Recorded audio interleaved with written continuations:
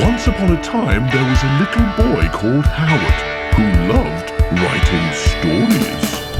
Little Howard dreamed of being a writer, and so he sat and wrote every night.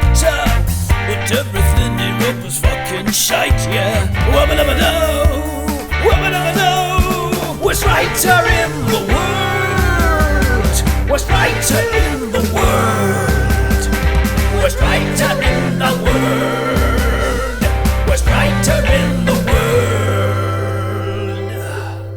He's a stupid, suck-ass, rubbish writer. Welcome to the worst writer in the world, and we're coming back to George Spooner and the woman who loved a horse. This is episode 10, and where we are in the story is that George Spooner has, unfortunately, been arrested for murder. Oh my gosh. In France, because him and his old friend Gangly Joe, who is a very tall dwarf, went to Miss Mary Darling Eversham's house. She's the person he was stalking at the beginning, and broke in, I guess, and found her dead body on the floor. And unfortunately for them, at that exact moment, the police arrived, and Gangly Joe jumped out of the window. And George got arrested for murder.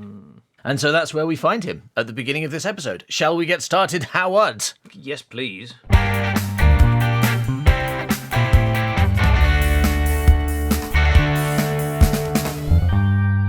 So, I was alone, accused of murder, yes, but alive, unlike poor Mary Darling. Had they found what they were looking for, whoever they and whatever it may be? Two people had died in search of it. How many more would die? And what could be so important it was worth murdering for? If it was money the blighters were after, then I would gladly oblige them in lieu of my life. I had been labouring under the assumption that the big, strong man was in cahoots with the Madame Dupont. What big, strong man? There's some big, strong man... I can't remember. Okay, It's been too so long. there's a big, strong man. But there was somebody. Yeah. Somebody was spying on him when he left his hotel, right? Some big man. Was that the big man? And then later on, the tramp's dead, and he's like, maybe that guy killed him. Then he went back to his hotel room, and his hotel room had been ransacked. To be honest, it's not like when you read when you listen to an audiobook, the person reading it doesn't help you remember who the characters are. Right? That's not our job. That's the listener's job to know who this big strong man is. I had been labouring. I mean, for them it's probably only been a couple of weeks. For us, it's been about 3 months since we heard about this big strong man last time, right? So come on, do your job. I had been labouring under the assumption the big strong man was in cahoots with Madame Dupont, but this, I realised, was pure conjecture. I had no proof of anything that would aid me in proving my innocence. My supposed knowledge of the contretemps between Mary and Dupont was second-hand information from a hyperbolizer extraordinaire. Oh, God. A hyperbolizer extraordinaire. And even if it were true, who is the hyperbolizer extraordinaire? I suppose second-hand information from that's his friend that he met who told him everything. The woman who told him about the witch and everything. Okay. And even if it were true, Amelia would not be able to prove... That's the... Amelia, that's what I mean. Right? Okay. Yeah. Amelia would not be able to prove it, and Mary, alas, would be unable to back us up in this regard, on account of her being thoroughly dead. The best I could do is tell them what little I actually knew, and hope that the more scientific aspect of police work would prove me innocent. I had no blood on my hands, and that should surely count in my favour. Yeah. I had washed my hands, and therefore they couldn't get me on the murder charge. I realised I ran the risk of looking crazy if I told the story of the dead tramp and believing there was a threat to my own life. So I would have to approach this whole business quite carefully. For there is no better stooge in a Baz Hammer adventure than the crazy guy. Eventually, after I had run out of things to think and exhausted my critical capabilities on the rude drawings of my predecessor, I heard the jangle of keys in the lock and the door swung open. I was then frog-marched, no pun intended, racism is not my forte. So when I read that, it was then frog-marched. I'm glad it actually mentioned racism. I had no idea what the pun was meant to be. I was then frog-marched, no pun intended. I thought it was maybe it was calling back to that conversation we had, that you should only be allowed to say no pun intended after you don't do a pun. Remember that? Yeah. Because everyone who says no pun intended means I just did a pun, either on purpose or accidentally, but now I'm drawing attention to it, which makes it very intentional. Even if it's kind of after the fact, it's still very intentional. So you should only be allowed to say no pun intended after you absolutely don't make a pun, no pun intended. You didn't make a pun, as I said. Would you like butter on your toast? No pun intended. No pun intended. What? Okay. All right. What pun? How are you feeling? No pun intended. What? I was then frog-marched, no pun intended, racism is not my forte, to another slightly larger room with a table, and was shoved into a chair and left for another 15 minutes or so. This room was as bare as my cell, and I was, I admit, slightly disenchanted to find no lamp on the table. I had been led to believe a lamp was a requisite in these situations, and was starting to suspect that the authors of Baz Hammer and similar tales may be very good when it came to spinning a yarn, but when the subject of research reared its ugly head, they would mumble something about the library being closed that day and back out of the room. I feel like there's a little meta-fictional joke going on there. I feel like we can read that from a wider perspective and get a second gag from it. Because I mean, it's not like you are not self-aware about your research capabilities, or like in fact I feel like there's no point in your life when you would have said that you were good at research, yeah, or wanted to be, or claimed. You know what I mean? I think you've always been quite like self-aware, but also quite relaxed about that fact. I think you've always consciously rejected the idea of research. Well, I find, not even that you never do it, because you do it. But I think if anyone asked you, do you research, you would exaggerate. You would be, a hyperbolizer extraordinaire. And you would say, no, I don't do any research. And you've always kind of done that gag, even though you do a certain amount. Yeah. I think that real research is done by talking to people who know about stuff. And I don't want to talk to anybody, and that's why I don't do research. If you wanted to find out about how the police work, you have to go and talk to a policeman and have a conversation with them about it. Then they're going to arrest you because they think, if I was going to get away with murder, how would I do that? If I was going to do a terrorist attack on you, what would be the best way to get away with it, do you think? Oh, he's arresting me.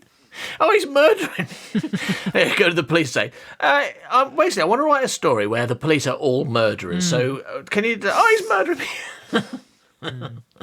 Yeah, so, don't talk to the police. They will murder you. Oh, yeah. Every time. Presently, 2 men arrived. The first was a gendarme with a vast, bald head. A vast, bald head. It was pancake-like, in fact. Huge, successful pancake head. A vast, bald head made all the more naked by the existence of his eyebrows. He had a vast, bald head which was made all the more naked by the existence of his eyebrows. Which were wild, bushy, and infinite. Wow. Fuck. Well, this is an interesting twist to this story. A man with infinite eyebrows. Excuse me. That man's got infinite eyebrows. Amazing. That's extraordinary. That means they are the universe. We're all living on this man's eyebrows. Yeah. Wow. I mean, again, I'm going to say again, Howard Long is a hyperbolizer extraordinaire. No, I did. Saying that this police officer has infinite No, this eyebrows. is one of the occasions where I did my research, and I found a guy whose eyebrows are infinite, and that's him, and we all exist in his eyebrows. He works for the French police. Yeah. So the first had infinite eyebrows.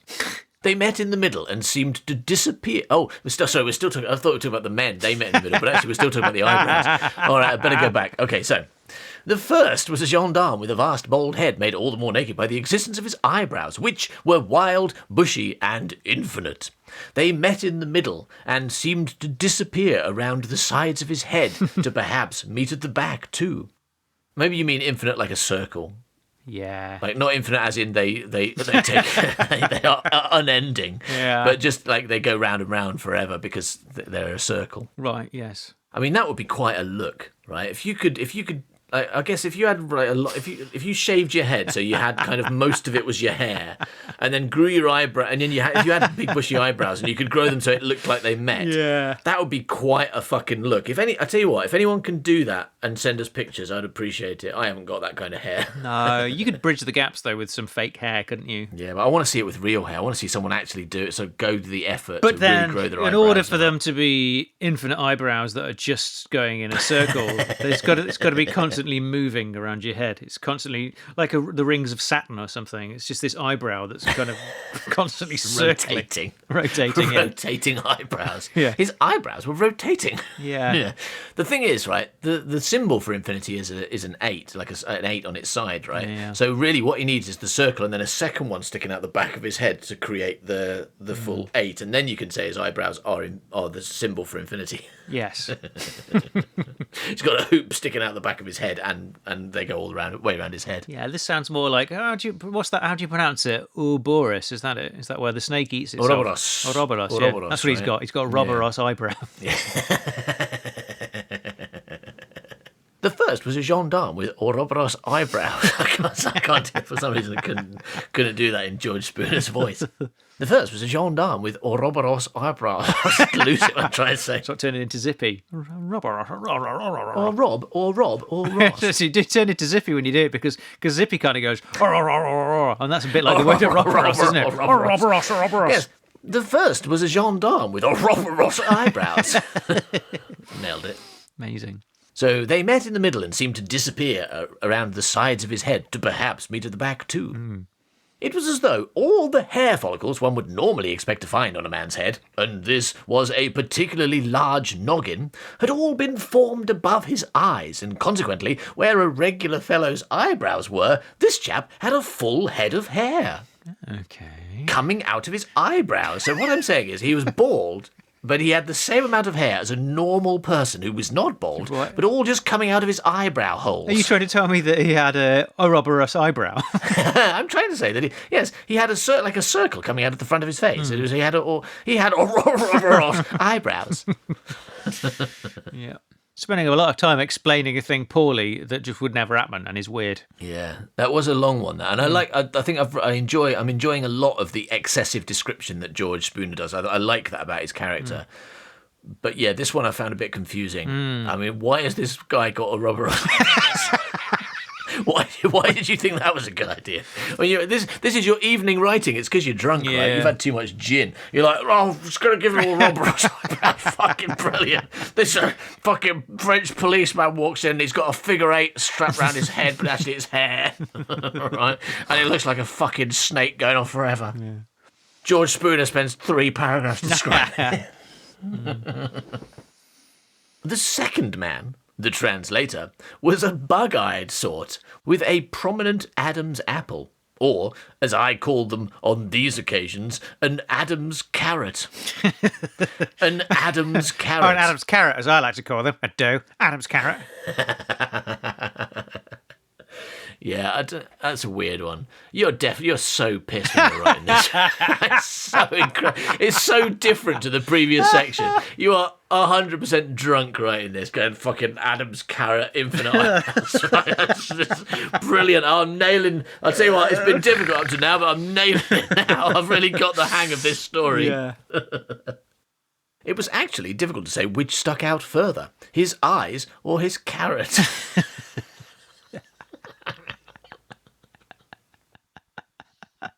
Brilliant line. I'd like to take that out of context, please.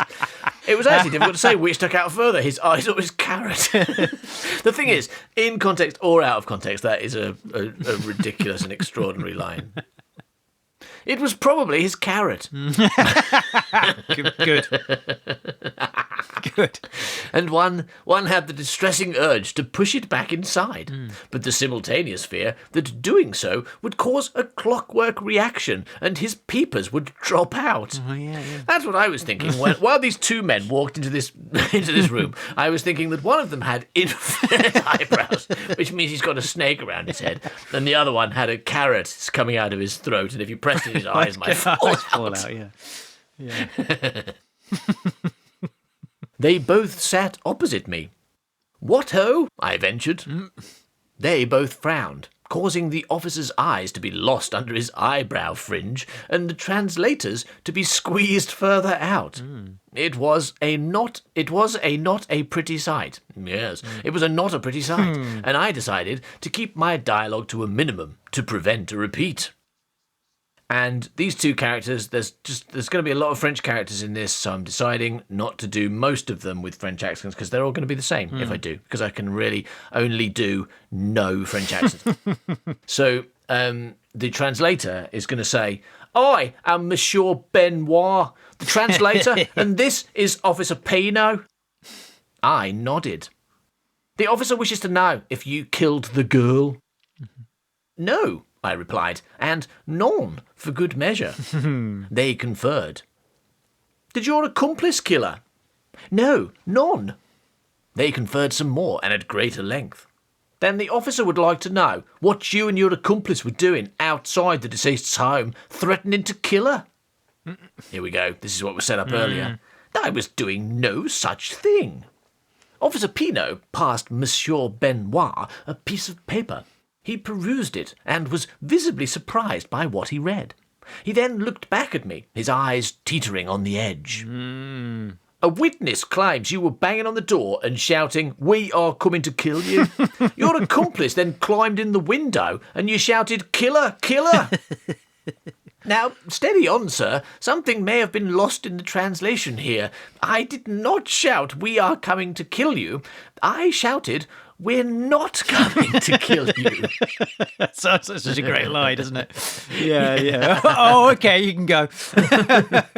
Yeah, you can make yourself sound guilty accidentally by just being too specific about something. You can say, "I'm just going to my normal friend's regular house, which is not on fire."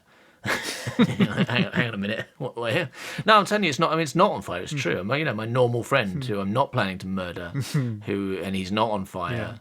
His house is not on fire, and I'm not gonna cut his eyes out with a little fruit knife like in The Last Olympian. Not gonna do that. Okay. Benoit turned and explained this to Pino, whose eyes disappeared under his frown. He responded in gruff incredulity, and they both returned their attention to me. "The officer, and I for that matter, would wish to know for what reason on earth a person would bang on a lady's door and shout, 'I'm not going to murder you.'" Ah, they had a point. In retrospect, it did sound ludicrous. Unfortunately, the explanation involved certain facts, which I had hoped to save until after I had been let off the hook. "Well, you see, I had reason to believe Miss Darling's life was in danger. Good reason, it seems. You see, I believe Miss Darling has, or had, something that somebody wants or wanted, and will or would have done anything to get their hands on. The same person, or persons, also believed I may have had said item, and I narrowly avoided being killed myself. I could see the translator was having a rough time keeping up. Fair enough, so am I. Yeah. Imagine trying to read this, but automatically translating into another language. So I slowed down a little to allow him to do his job. I could also see that the thing I had hoped to avoid, my looking like I had lost my marbles, was not being avoided. Rather, it was being confronted head on. So I thought, this may be a good time to change tack. Whenever Baz Hammer found himself being interrogated, he would always turn the tables on his captors. "I suppose you are aware," I said in a cool, knowledgeable tone, that only yesterday a man was found dead on the Rue de Line. At this, Officer Pino produced a small piece of card and placed it on the table. I looked at it. It said, George Spooner, art collector, 14 Line, Mayfair. It was my business card. It had been printed badly. They left the street off and just put a line there instead. I was very annoyed. No one could fucking find me. This was found at the scene of the crime, translated Monsieur Benoit. Ah, yes. See, there is a perfectly reasonable explanation for that. I could see where this was going. They thought I was on a crazed murder spree around Paris. The dead man was wearing my suit. I gave him my suit, and the card must have been left in the pocket. I thought I'd removed everything, but they were in conference. Why did you give this man your suit? He looked in need, and it was entirely inappropriate wear for Paris in June.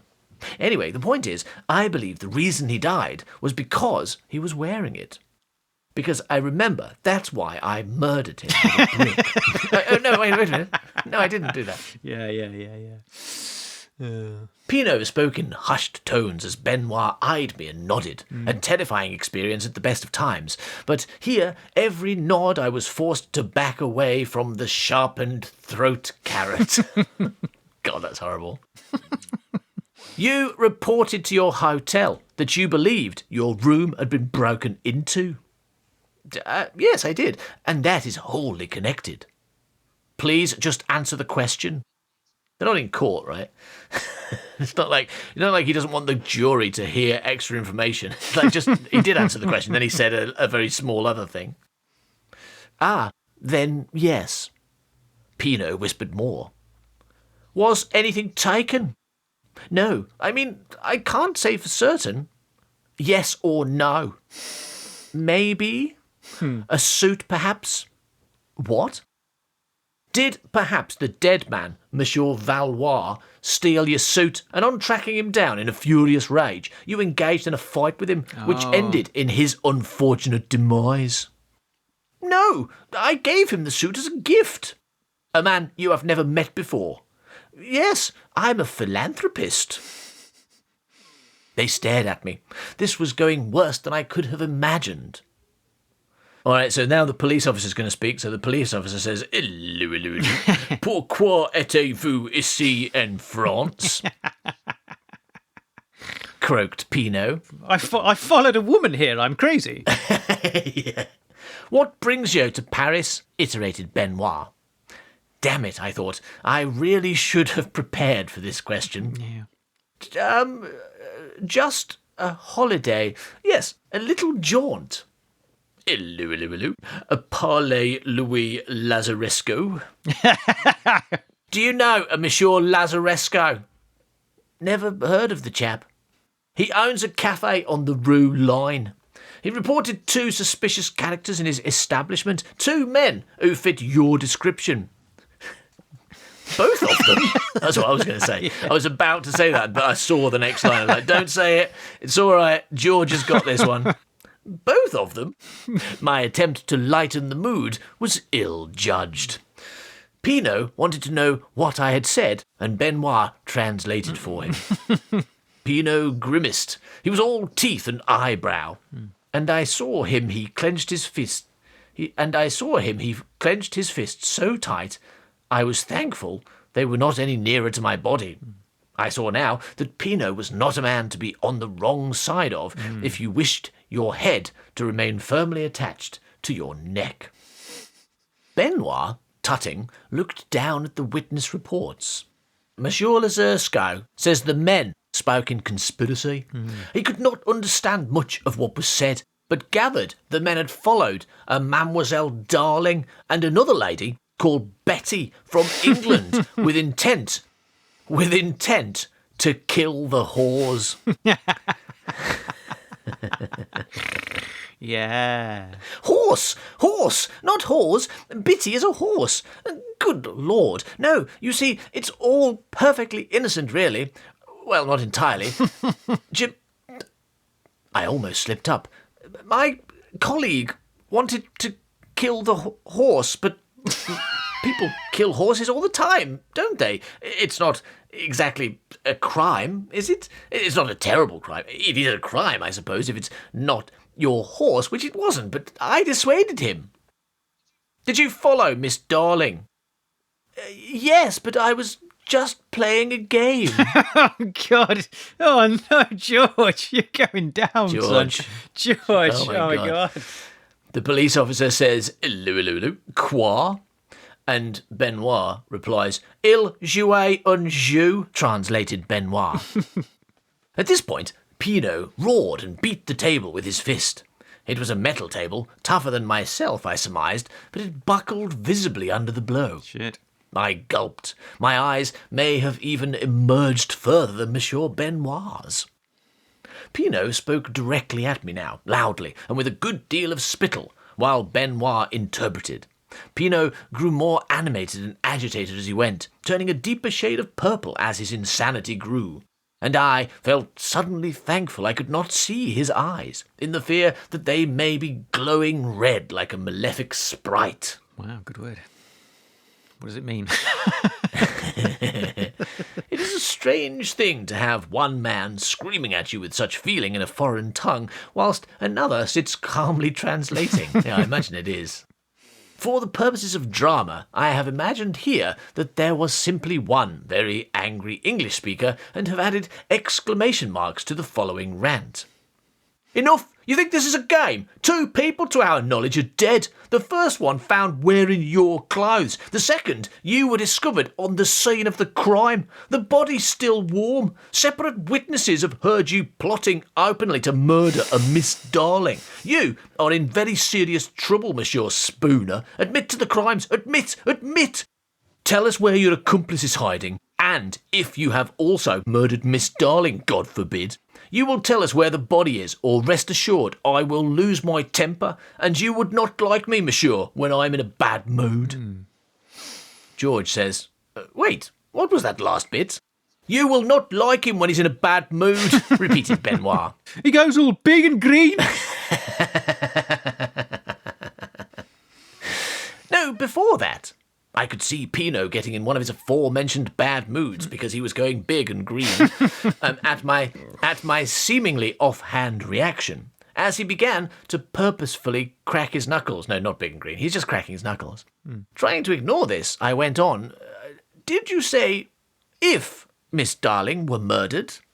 Because I distinctly remember murdering her, and I'm a little... No, wait, no, I didn't do that. So sorry. If you have murdered her, tell Officer Pinot where the body is. I suggest you do as he says, monsieur. They are happy to bend the laws on prisoner treatment here, or even break them. It is not like your England, where everything's really fine, like everything's completely just and fair. I'm sorry, are you saying that the dead woman in the apartment was not Miss Darling? I said, quickly aware that Pinot's patients had all but retired and moved abroad. Yes, that is what I'm saying. The deceased lady is a... He referred to the report. Miss Amelia Hudson. I was agog. I stared down at the ring on my pinky, the one which bore a promise to see her again, a promise I could no longer fulfill. What a fool I was! I had fancied myself as Richard Hannay in a Buchan novel, but my story was panning out more like a Maugham. Like this. What? I mean, Somerset Maugham, right? I mean, that's the spelling. Oh, okay, right. I'm not familiar with either of those writers. I've read quite a few Somerset Maugham books, but I mean, I don't. Have you? Don't remember there being any murderers in it. Who got in trouble. A lot of people turning into horses, though. Oh yeah, full of it. I have read many times in The Adventures of Baz Hammer a description of a person falling unconscious.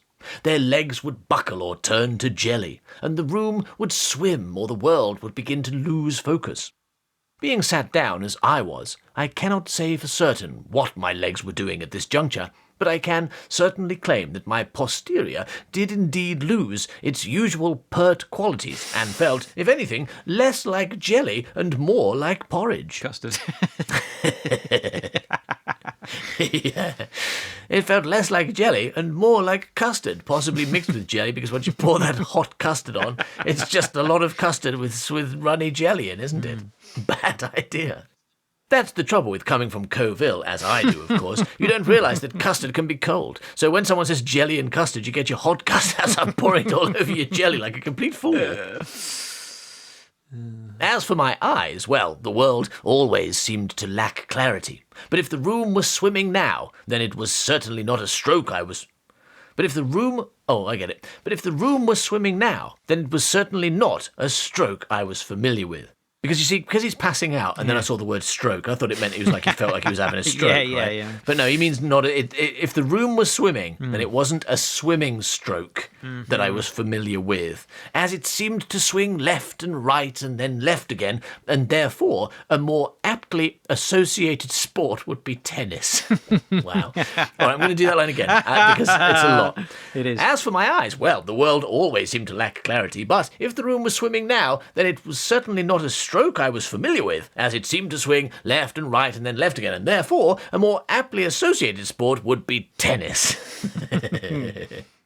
So, as the realization that Amelia was dead sunk in, the world began to tennis before my eyes. Good. Brackets doubles at that. I felt my bottom turn to porridge. Okay, this is actually good. All of that ridiculousness in the previous paragraph was just setting up so you understand what's going on now.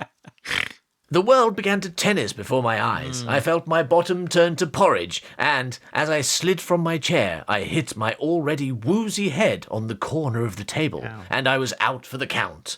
Presumably, after that, I hit the floor, where I passed into a senseless sleep.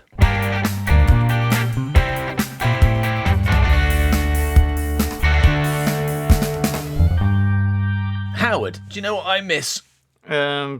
Wait a second. Is it Frazzle Cobs? No, because I can still have them if I want, and they're not very nice. You know, they're not great. They're not. We used to eat them at school because it was really cheap. Yeah. And it tasted of something, and everything else cheap didn't. It'd be like, have some boiled potatoes or get a cob and a pack of Frazzles, about 12p or something. Exactly, because then you can save your money for alcohol. That's why we ate Frazzle Cobs, right? Yes, absolutely. Or cigarettes, maybe. Ooh, naughty. Both. At that time, probably both. It was just, eat a Frazzle Cob for lunch. It's got a lot of carbohydrate in it. Not anything good for you, but it's got a lot of carbohydrate in it, so it'll keep you going until it's time to start drinking. And then alcohol turns to sugar, so that'll keep you going as well. It's all fine.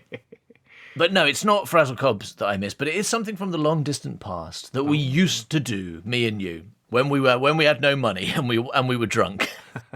It's the Man by Cow podcast. Oh, yeah. Do you remember that? Yeah. That was a pretty good show, wasn't it? The only problem with this was that it took like 1 million years to make each episode, which is why it's been about 1 million years since we released a new episode to the public. Ooh. But I've got some good news for you, Howard, because this very today we have released a brand new episode of the Man by Cow podcast to the public on the Man by Cow podcast feed. If you're not already subscribed, just search Man by Cow, all one word, MANBUYCOW, not man stood next to cow, but like man purchased cow, okay?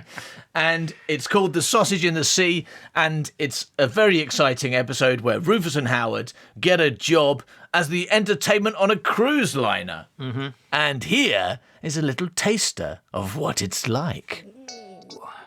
The Man by Cow podcast is back. Ladies and gentlemen, the crew of the Princess Slovakia would like to assure passengers that rumours of a vomit-inducing virus on board the ship are entirely false. The food is safe, and no one has been quarantined to their cabin with a bucket. Captain Reginald asked me to read the following statement. Don't worry, everybody, I'm really concentrating very hard this time, and I'm sure we're all going to be fine. We'd better be, because if I lose one more ship, they're going to sack me. Don't write that last bit down, Trevor. Just a bit about everyone being okay and not dying this time. With brand new songs by Massive Failures, Rufus and Howard. Oh, melon, you're big and you're juicy.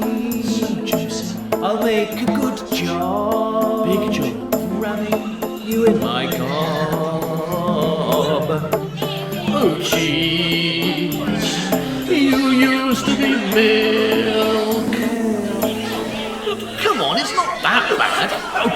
it needs a bit of work, but there's no need to all start vomiting in some kind of weird protest. I don't think they're vomiting protest, Rufus. Someone call the ship's doctor. There's sick coming out of me, Mum.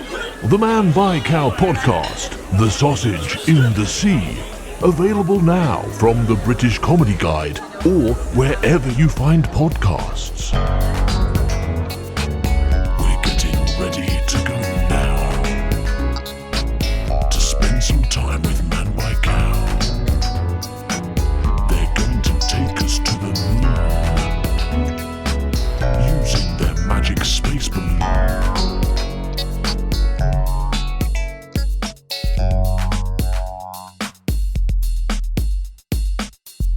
So, if you want to listen to the whole episode, it is available for free right now by searching Man by Cow wherever you usually get podcasts from. Now, shall we get back to see what George Spooner's thinking about and banging on about? Great length. Please.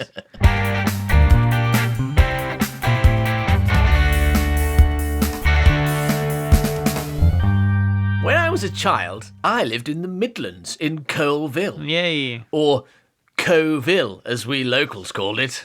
This is right there in the text. Fantastic.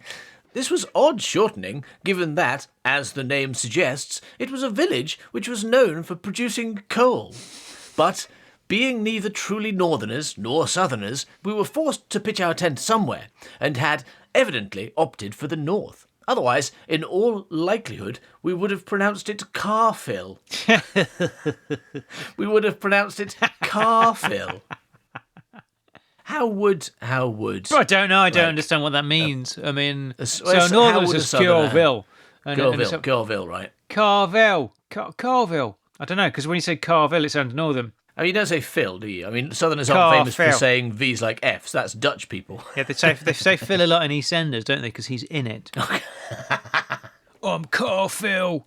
They do have a lot of mate, cars. Carfill. And is there still someone called Phil in it, or is that just in the 90s? He's definitely still in it. Is Everybody he still in it? who's Fuck. ever in it is still in it, and everybody who left is back in it. Okay, right, okay.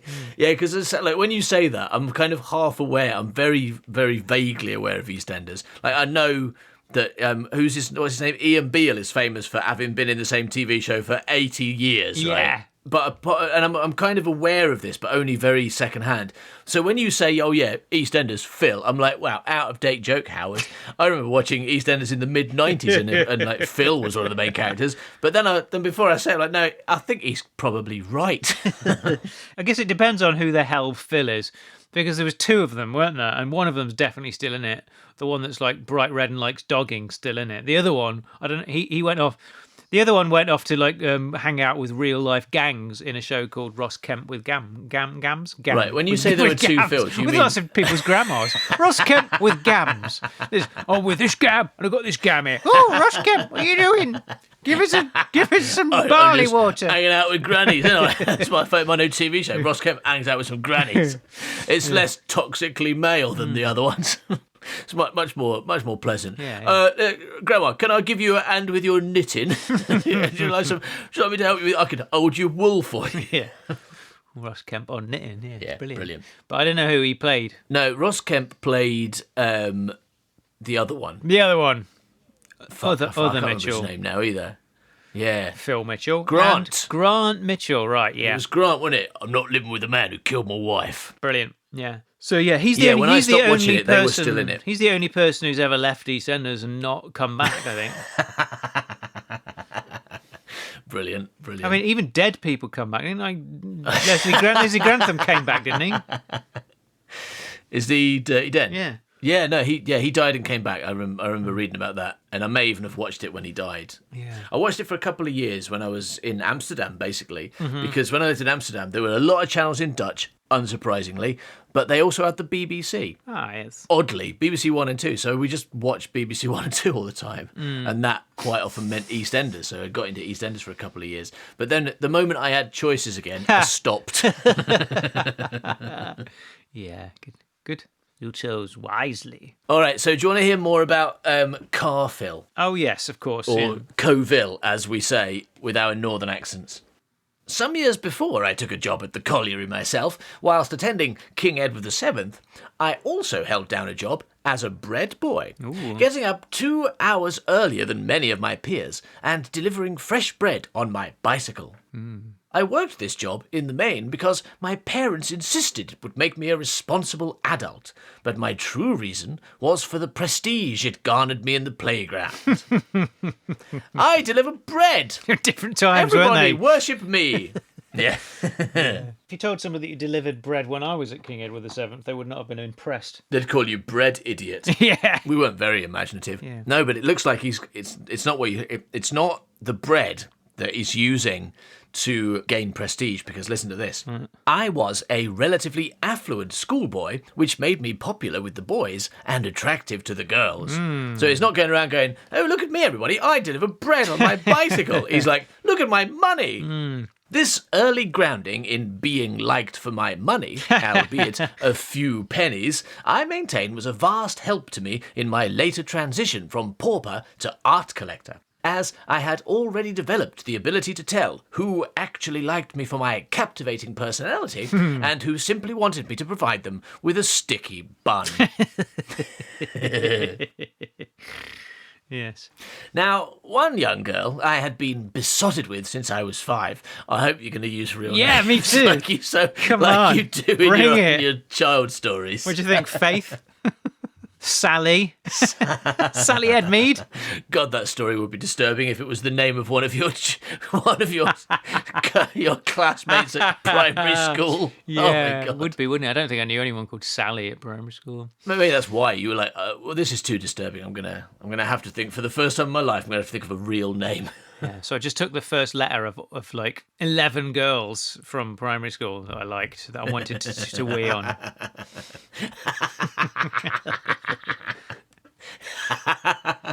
But they all said no. Sandra, Andrea, Leonie, Laura. I see what you mean. I thought you meant Jessica. Jessica. Oh yeah, good. I remember. Everyone remembers Jessica. Edna. You were the only one she said no to about the pissing. Everyone else was like, yeah. To me, she was Nausicaa. Yeah. So now, one young girl I had been besotted with since I was 5. I was 13 now and had been working in the bread game for long enough to have gained my reputation. Had not previously shown any interest in me. But suddenly the word was out that she liked me, and I was so naive at this point, I had convinced myself it was because I had recently grown a few inches. That's the wrong pronunciation, isn't it? I had recently grown a few inches. Not I had recently grown a few inches. Depends what it means. Would you like to look at my inches? Look, it's in this little plant pot here. Yeah, if he's talking it doesn't depend what it means. It does if he's talking about his penis. Even then, you still grow a few inches. You don't grow a few inches. That's like grow a few carrots. Yeah, no, but I mean, yeah, no. But yeah, it means your penis if you say it like that. It definitely means your penis if you say it like that. The girl, Ruth Spragg. Oh, You've gone for my name. Yeah, it's you. Okay, bit worrying. I was like, is it going to be someone you know? Yes, it's me. It's you. The girl, Ruth Spragg, was a round-faced cutie. Now, that's true. I am a round-faced cutie. You're always after my sticky buns as well, aren't you? Well, if you will, flaunt your sticky buns around. So, yeah, but they weren't sticky before you got your hands all over them, were they? Well, I've got sticky hands from handling your penis. Thank you for listening to this episode of The Worst Writer in the World. Go to manbycow.com for more stuff by us, including a new episode of the Man by Cow podcast. Bye bye milk. Worst writer in the world. Worst writer in the world.